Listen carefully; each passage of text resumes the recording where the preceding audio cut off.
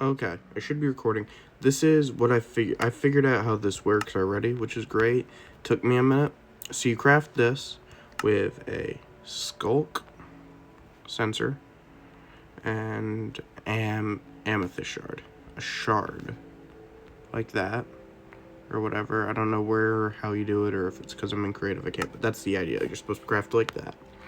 And this is meant to separate vibration. So before you had to make a redstone circuit, which I think I've actually messed with. I think it only works on Java though, because this is my beta world on my phone. Yeah, see, like, this is the idea you add here. This is what we did before to try to get direct skulk outputs. You would put your item in here and you would change what vibrations it could receive. This is a compact version. It's like when they added observers to replace bud sensors in Java, right, and in Bedrock. So the way this works is based off of this texture. This is the reason this texture is one-sided. It's actually a visual indicator. If you take a hopper, right, and I'm also going to grab some redstone,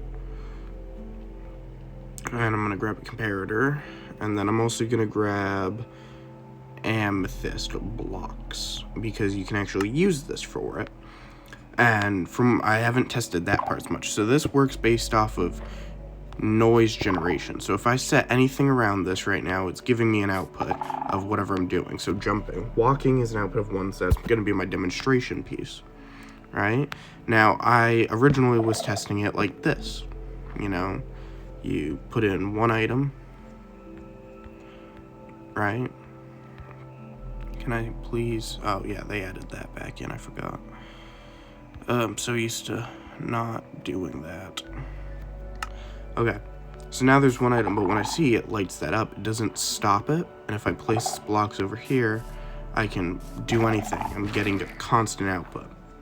However, if I were to remove this and change which side I'm putting my input in to this part, so I'm going to give it a 1 block item. So now it's going into that.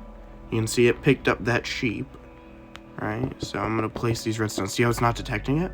It's not activating when I'm placing blocks, right? Jumping counts, or well, falling does, I think. You can see now it's giving me a direct skulk output. So this one is now only listening for walking. See, I placed an amethyst, and I'm breaking blocks. I can fly, whatever, shoot a bow. This is what that circuit does, but smaller. And it also only works in the side of that amethyst. So, it is also directional. If I go over here, you can see I can change which way this goes. I can change which way I want to calibrate from and have an output in any direction. So you can have mini detectors, I guess. So like maybe you want it to listen for if a dropper fires on your farm or whatever. Or you could make it you could probably use this for sort of wirelessly detecting actions, very compact, right? And also, I have a different world that I can demonstrate it on, because this will actually revolutionize how I did that.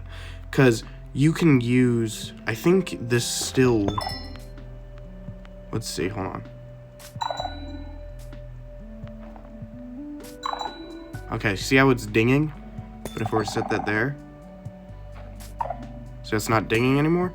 So the amethyst can now detect vibrations and resend them out.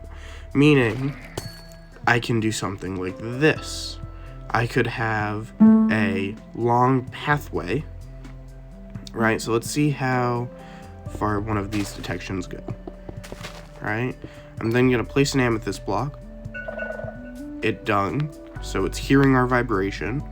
I'm then going to set another one, and I'm going to calibrate this one to only listen for a vibration of 1 as well, because this isn't outputting a separate vibration. It's not releasing a vibration of 6 and being called an amethyst vibration. It's being classified as a replica, like a harmonic vibration. So it's like this makes the sound of walking. So which sound it's detecting or whatever sound it plays is the sound this puts out. So if I then do this, see how this one's still activating because it's not calibrated? Alright, and then I can place this in here. This is now calibrated, but I should be able to, If I come over here, maybe that was a little far away. Okay, let's grab some wool. And try to do a little bit nicer of a demonstration. Yeah, thank you, sheep. You guys are so nice doing this to me. I'm gonna use the fruits of your bodies to stop you from dealing this and messing it up. So I'm gonna set up a tunnel, right? And you can also see I'm placing wool, but see how it's not detecting these? So from what I can tell is it's going to recreate whatever sign you place. You know how you always place trapdoors into your thing so you can make a chain. And I can show you that in action on a bubble column base I made when they just started putting betas out and whatever for the bookshelves and whatever right after Minecon. So from what I can tell is if I place this one here, I'm then going to tune this one to release an output. I'm going to place that there. You can see it's still giving off outputs, but it's not sending a vibration to any one of these. I'm then going to give this one item, and then I'm going to activate this one. And I'm hoping I'll be able to do this. Look at that. See? Meaning I can have something sealed in, right? Like, I'm pretty sure, at least, I don't know about this one. Okay, so that one picked it up through the corner. But one like this, if I were to seal this one in, right? Vibrations aren't getting through here. Okay, see, now they are because I'm walking on the ground. Right? But vibrations aren't getting through the wall. And so it only means I need one accessible thing, and I can chain together vibrations. So I can remove this wall right here so this skulk block can hear it 100%. That one skulk will be able to detect that vibration, and it's going to send this vibration through, and then this amethyst is going to replicate it and send it to this guy. Bam. But if I were to place a block over here, nothing goes through the chain, right? So now I have an encoded skulk line that will only listen for one type of vibration. It's not this vibrates and then that vibrates and that vibrates. It's this skulk line will only listen to one type of vibration at all. And I should be able to, if I place it this way, see how it didn't backline because that skulk is blocked, but it's not blocked to this one. So you can literally make encoded skulk messages. And so the reason you want this amethyst placing is because this is a world. Let me make sure I turn on all the new experimentals. I haven't played on this world in forever. Yeah, short sneak holiday. Yep. Continue. Load world anyway. Who cares if it gets corrupted? And I'm sorry for the poor quality on this. I'm doing this on my phone since, whatever. But, yeah. This is gonna revolutionize at least one part of sending messages, even if you don't encode them, because you can send them with normal skulk. So in this world, I've set up a villager trading hall that uses, this to lower discounts. And in here, you can step on this, so it's going to switch this out. I have a little switcher, and you can see it's waiting for these to update and turn into upwards bubble columns. It takes a minute, right? /time, set day. Alright, so now it's daytime. I'm not going down, this is an up column. I press this button. Very soon, you can see the magma already switched down there. I mean, it takes a bit. It's going to switch down. And that is because I have a tube of skulk sensors and then trapdoors placed in a thing. And I'll show you that placement. through here. But, like, if I go back through here, you can see, I then step on the trapdoor, and it switches, and I can step on it again, and it switches back, right? So, this is my little maintenance tunnel. Yes. Where you can see some of the stuff. But you can see this is the transport line. This is how I was doing it before, right? You have a waterlogged sculk sensor. That's gonna fuck up some redstone. Alright, let me grab wool.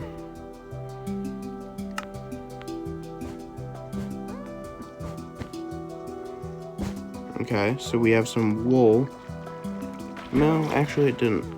We look safe. No, we're good. So the way this worked was when you press that button, this hears a vibration, which sends it through to this piston, right? And that piston powers a trapdoor right here, which sends it to the next one. And that's how I was chaining them together. But now, I can get rid of all of this redstone, right? I can get rid of all of this. I can get rid of that wool block. I can destroy all of this, and I can replace it with a block of amethyst. That's the idea behind this. Bam. That whole entire little redstone circuit, which wasn't really a circuit. Now, if we go back up to the surface up here, I did not mean to stop flying. Right? And we go back into that little house thing that I poorly constructed. Right? Because, you know, I was just messing around with new stuff and bored, right? I cannot go down this. I'm reasonably sure, besides maybe the spacing's not working out, but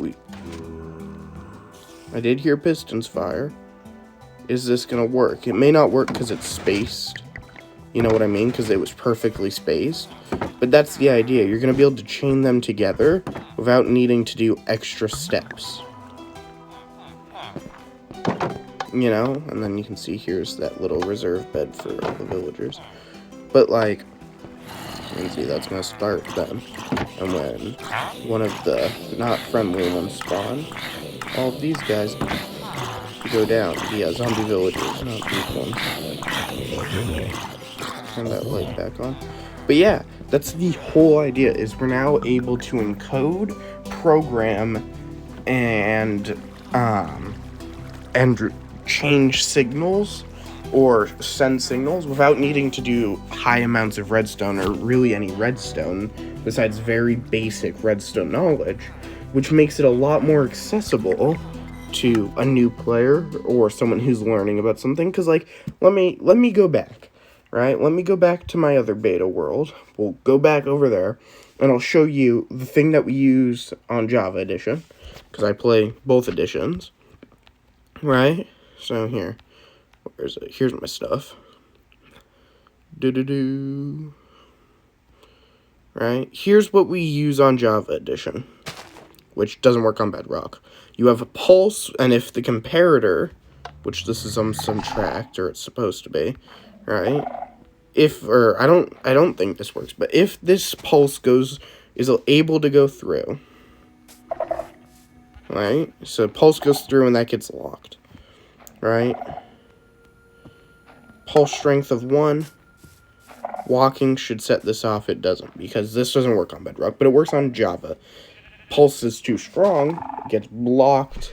Pulse is too weak, it doesn't send it all, right? But if the pulse is just the right pulse, then it works.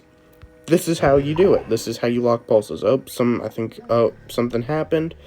And pulse got through, but it's too strong, and it overloaded the system, and it locked out, and didn't send out a pulse. This is what you had to build. See, it did again. And that's what you did. This is how you locked your thing. You know, you could build this, and I could explain this to you, but is someone here, am I going to be able to explain, okay, when this hopper has an item of 1, it sends a certain single strength, so a single strength of 1, we'll say. We are then subtracting that number from whatever single strength we put in. That gets passed through into the redstone repeater, which is on a like a 3-tick delay, which also goes through another comparator, another repeater, and if it's too strong, because since you only take in signals and mirror them with comparators, you don't actually extend them, you know, because like if I give this a signal strength of 1, right, which I can do, right, signal strength of 1, I put in this, guess what? We only get a signal strength of 1. So if I put this over a certain amount, it's going to breach through and lock this repeater by the side, right? Because that's how signal strengths work. If I give this a signal strength of 2, right, with these moss carpets, nothing changes because it's not enough to actually tick over. But you get the idea. Comparators mirror strength, they don't increase it like repeaters. So we had to do all this, and it didn't even work on Bedrock, right? It was a failed thing, and I haven't been able to find one. Now they added this. Instead of doing all that, I'm going to place a comparator, I'm going to place this. Instead of trying to explain or memorize something, I do this. There you go. Here's my walking circuit. Let's say I place a block. Oh, doesn't listen. Instead of having to build this and understand comparators, or just memorize this thing, which takes quartz, stone, torches, whole ton of resources, you can put something like this together. And I can get an output for my walking in 3 different directions. There you go, 3 different directions. That, no. But say I also wanted to copy a walking signal. Maybe I wanted a system to alert me when it hears an elytra. Like, say it's a PvP world, right? I instant kill things because I have super high strength that I cheated myself in. But, say I wanted to know that if someone flies by my base, I want to know.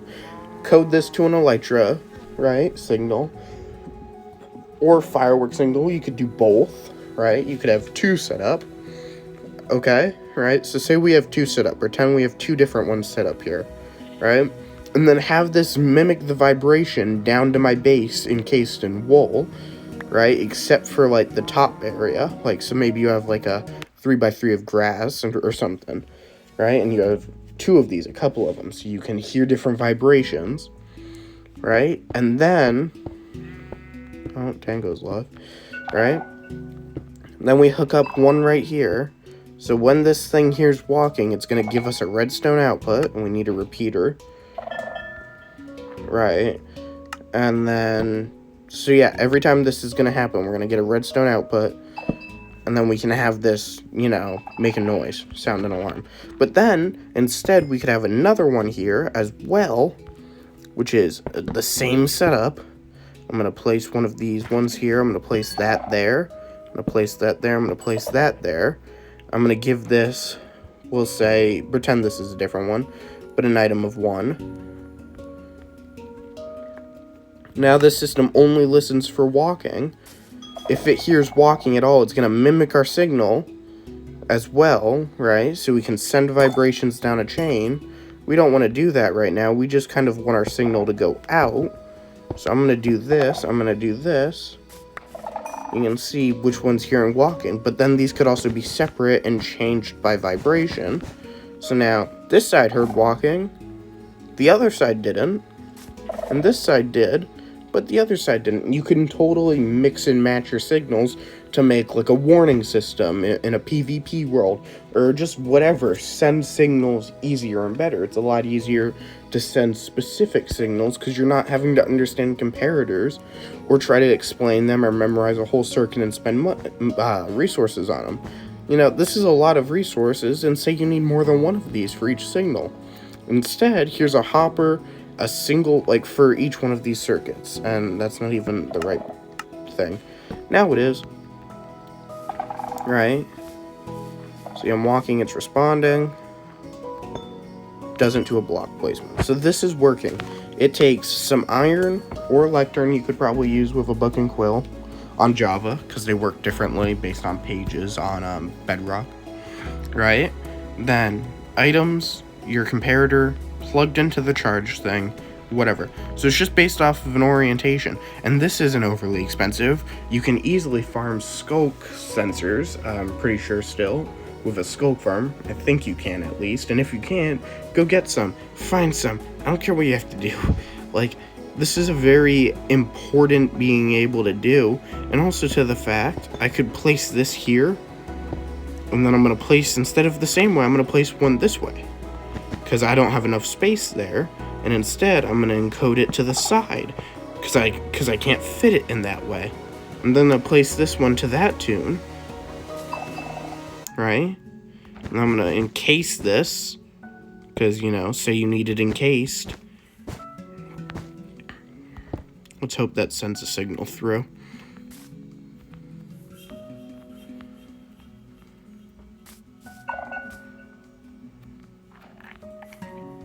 Okay, it didn't. But a repeater would go through, I bet. I'm just saying, like, here. Okay. This should work now. Right? I'm gonna do this. I'm gonna encase this, except for that sensor. This one didn't hear me. This one can't hear me. Right? But we're still able to get a signal out of here. And also, I'm hopefully assuming that we're still allowed to waterlog these. Because I could easily do this. We can't. So we are hearing those vibrations, and it is activating my trapdoor. But you can hear if I waterlog this one as well. Okay, there goes all over redstone. Yeah. So you hear the amethyst, so that's a little annoying. But you don't have to hear the activation of the skulk. So you can silence this and whatever, and we still have this side, which is separate. We can still have a different vibration, detect it.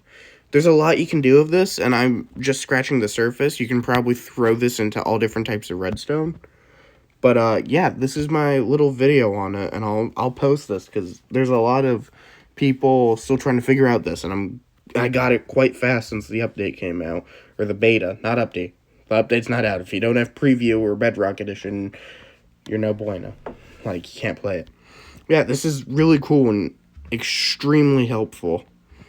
Yeah, if you have any redstone knowledge, and you have access to Bedrock, and preview version of Bedrock, either on your phone or on Windows or whatever, give this a shot. It's worth trying out.